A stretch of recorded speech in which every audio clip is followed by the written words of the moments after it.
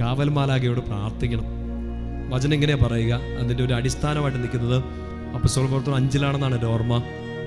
പത്രോസ്ലിഹായെ കാരാഗ്രഹത്തിൽ നിന്ന് ഇങ്ങനെ പുറത്തേക്ക് ഇറക്കുന്നുണ്ട്. ആര്? ദൂതൻ പുറത്തേക്ക് ഇറക്കുന്നുണ്ട്.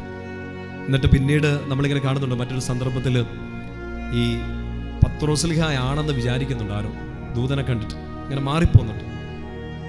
ഇത് പത്രോസ് ആണെന്ന് ചിന്തിക്കുകയാണ് മാലാഖയെ കണ്ടിട്ട്. അതിൻ്റെ ഒരു അടിസ്ഥാനത്തിൽ ഇങ്ങനെ പറയുന്നുണ്ട്, നമ്മുടെ കാവൽ മാലാഖ ആരെപ്പോലെ ഇരിക്കും? നമ്മളെപ്പോലെ ഇരിക്കും. അയ്യോ, എന്തൊരവസ്ഥയായിരിക്കും ആ കാവൽ മാലാഖ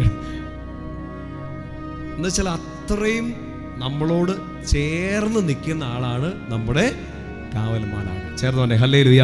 അതുകൊണ്ടാണ് ഈശോ പറയുന്നൊരു വചനം നിങ്ങൾ ഓർത്തേ, ഈ ചെറിയവരിൽ ഒരുവനെ പോലും നിന്ദിക്കാതിരിക്കാൻ ശ്രദ്ധിക്കുവിൻ. കാരണം എന്താണ്? അവർക്ക് വേണ്ടി അവരുടെ ദൂതന്മാർ പിതാവിൻ്റെ സന്നിധിയിൽ അവർക്ക് വേണ്ടി സംസാരിച്ചുകൊണ്ടിരിക്കുകയാണ്. എന്ന് വെച്ചാൽ നമ്മുടെ അടുത്തുള്ള ഒരാളെ നമ്മൾ ബുദ്ധിമുട്ടിച്ചാൽ നമ്മളെ ആര് നോട്ടം ഇടും? അവരുടെ കാവൽ മാലാഖ നോട്ടം ഇടും. ദാനിയേൽ പ്രവാചക പുസ്തകം 10-ാമത്തെ അധ്യായത്തിൽ നമ്മൾ വായിക്കുന്നുണ്ട്, ഇപ്പോൾ ആ പേർഷ്യയുടെ ദൂതൻ നമുക്കെതിരെ യുദ്ധം ചെയ്യുന്നു, നിനക്ക് വേണ്ടി നിന്റെ കൂടെ യുദ്ധം ചെയ്യാൻ ഞാൻ നിന്റെ കൂടെ നിൽക്കുകയാണെന്ന് മാലാഖ പറയുന്നുണ്ട്. എന്നുവെച്ചാൽ ഒരു ദൂതനെ കർത്താവ് നമുക്ക് സഹായത്തിന് തന്നിട്ടുണ്ട്. നോക്കെൻ്റെ